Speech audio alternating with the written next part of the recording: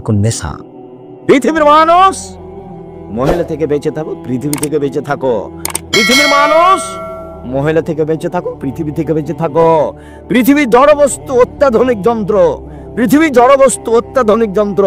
তোমার ছবি সহ কর্ম ধরে রেখেছে, তোমার ছবি সহ কর্ম ধরে রেখেছে।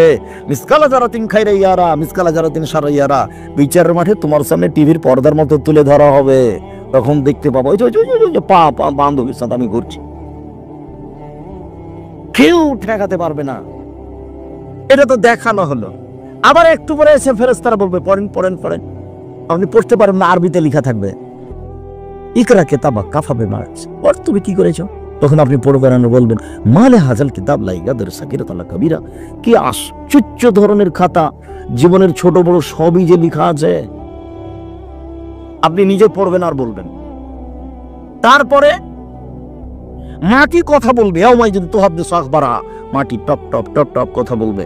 আমি হচ্ছি সেই জমিন, যেই জমিনের উপরে বসে তুমি সুদ কষেছিলে। আমি হচ্ছি সেই খাট, সেই মাটি যেখানে তুমি জেনায় লিপ্ত ছিলে। 4, মুখ বন্ধ, হাতে কথা বলবে। হাতে কথা বলছো, তুমি তো জেনা করেছিলে, আরে হাত আপনার বিরুদ্ধে। তখন পা বলবে হাত তুমি ঠিক বলেছ। তাহলে আপনার কি হবে, মানুষের কি হবে? কাউকে অপরাধী প্রমাণ না করে জাহান্নামে দেওয়া হবে না।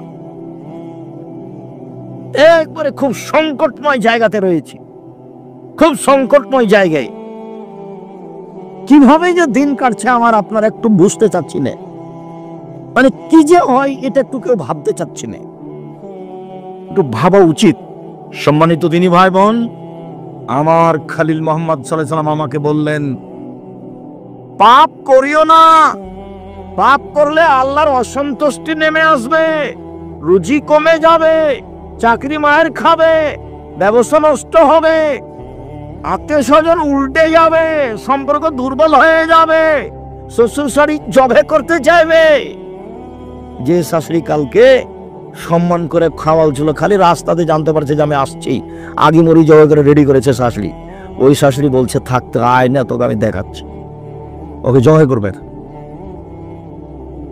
শুনেছি যে একাধিক জনের সাথে জেনার সম্পর্ক আছে, বলে তুই আমার মেয়েকে রেখে এগুলো করে বেড়াইস, তোকে আজকে বিষ খাইয়ে মারবো। উল্টে গেছে। তার মানে পাপ করলে কি হবে, আল্লাহ কি বলছেন, আল্লাহ নবী কি বলছেন? অসন্তুষ্টি নেমে আসবে। বোঝা গেল না কথা?